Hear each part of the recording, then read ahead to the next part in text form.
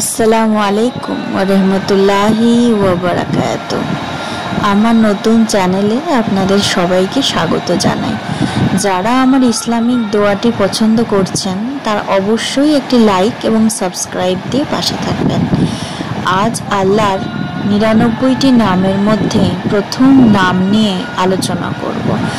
আল্লাহর প্রথম নাম হলো ইয়া আল্লাহ এবং তার ফজিলত হলো কেউ যদি রোজ ১০০০ বার ইয়া আল্লাহ পাঠ করতে পারে তাহলে তার মন থেকে যাবতীয় সন্দেহ আল্লাহ দূর করে দেবেন এবং তার মনে ইয়াকিন পয়দা করে দেবেন।